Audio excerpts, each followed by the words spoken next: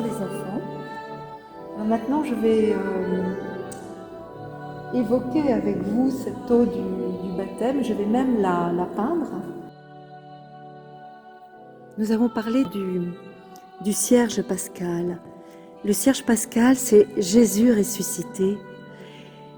C'est aussi le rappel de ce que si Jésus est ressuscité, c'est qu'il est passé par la mort. Si vous vous souvenez, de son côté ouvert,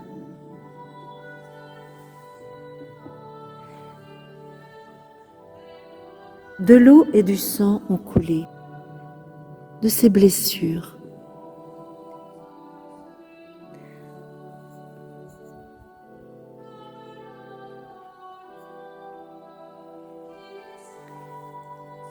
Notre Seigneur a fait naître tous les sacrements de son côté. Et Marie, qui est à ses côtés, est aussi pour nous comme une source.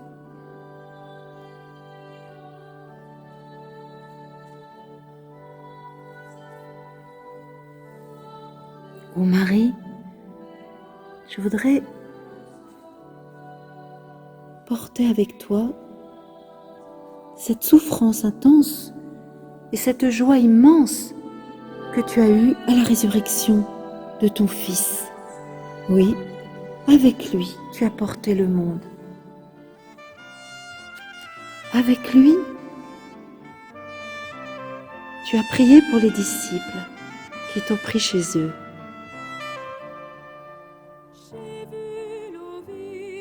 Oui, tu as voulu que les disciples puissent proclamer la bonne nouvelle. Jésus est vraiment ressuscité. Dans le monde entier, les disciples se sont partagés. Ils sont partis proclamer. Qui croira et qui se fera baptiser sera sauvé. Tu veux, ô maman, douce maman, que tous les hommes soient sauvés, car c'était le désir de Jésus. Alors, l'eau du baptême commença à se répandre sur les fronts de tous ceux qui croyaient. Et l'Église et les apôtres, et aujourd'hui encore, continuent de faire couler cette eau du baptême, cette grâce, cette vie de grâce, à travers nos prêtres, nos chrétiens, nous-mêmes, lorsque nous prions, à la maison, lorsqu'avec papa et maman, nous nous entretenons sur la meilleure manière de faire plaisir à Jésus, à Dieu son Père.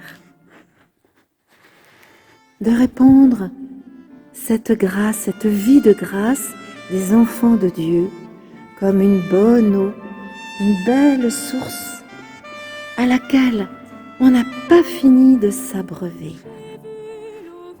Réjouissons-nous. Aimons-nous les uns les autres.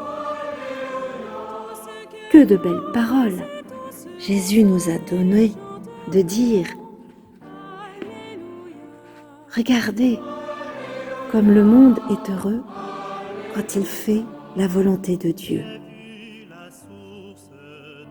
L'eau, c'est la vie. Ça nous fait vivre.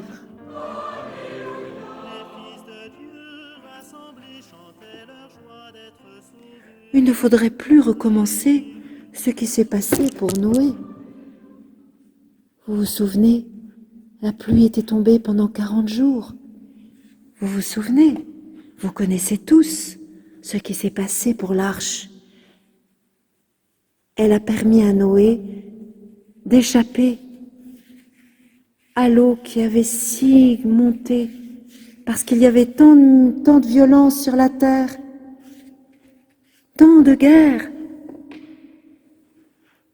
que Dieu avait été obligé, Dieu s'était repris de cette belle création qu'il avait faite. Mais il avait trouvé en Noé, il avait trouvé un homme juste. Et il lui avait dit, je te sauverai, fabrique une arche en bois, et toi et les tiens, et tous les couples d'animaux que tu trouveras, tu les fais monter. Je vous protégerai, je recommencerai ma création avec vous.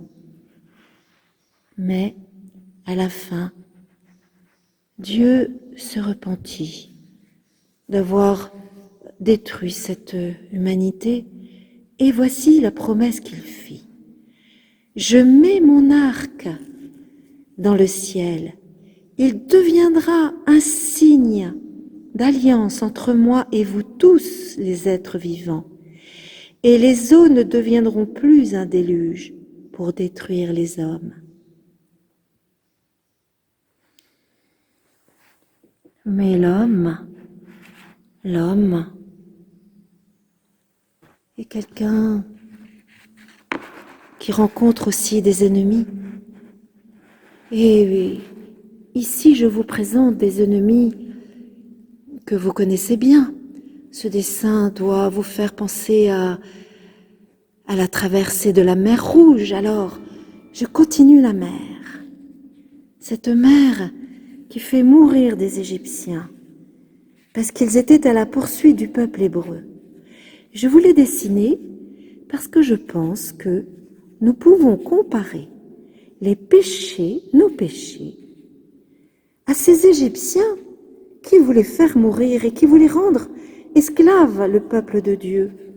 Nos péchés ne nous rendent-ils pas tous esclaves lorsque nous nous y abandonnons, quand on s'abandonne à la colère? Ne sommes-nous pas prisonniers de la colère? Oui, je trouve que ça ressemble beaucoup à ces Égyptiens qui voulaient rendre esclaves le peuple hébreu. Que leur arrive-t-il à ces Égyptiens?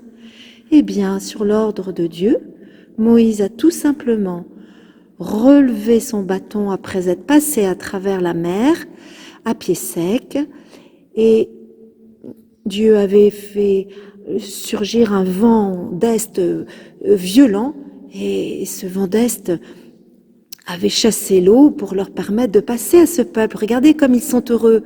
Eux, ils sont passés à pied sec et ils chantent. Mais les Égyptiens, eux, ont coulé les chars de Pharaon et ses cavaliers. Et voici que chante. Je chante le Seigneur, il s'est couvert de gloire, il a jeté à l'eau cheval et cavalier. Et je chante le Seigneur, il s'est couvert de gloire, il a jeté à l'eau cheval et cavalier.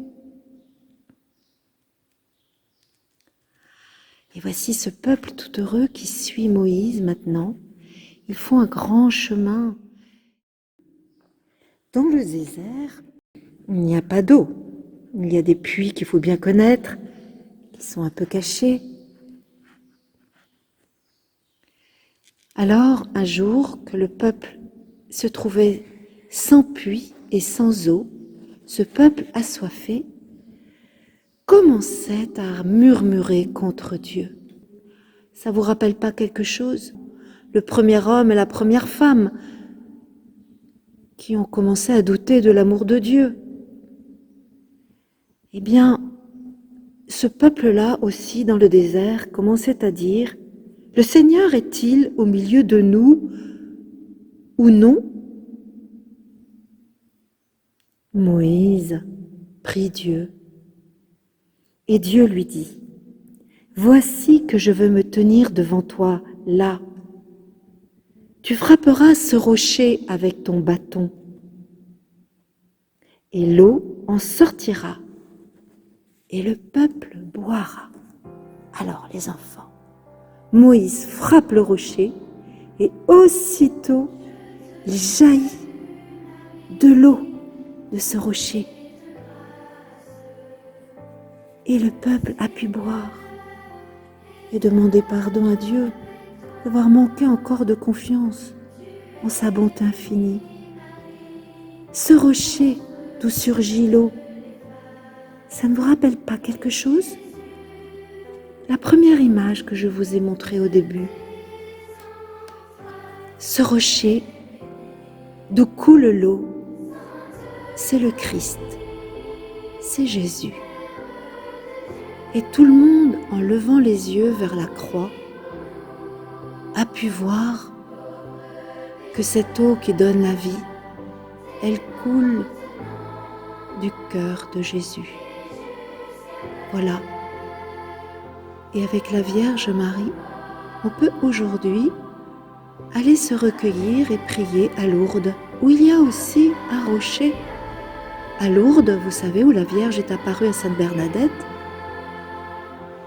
elle a demandé, la Sainte Vierge, de creuser au pied de la grotte et de boire à la source. Il a fallu que Sainte Bernadette s'y reprît à 3 reprises.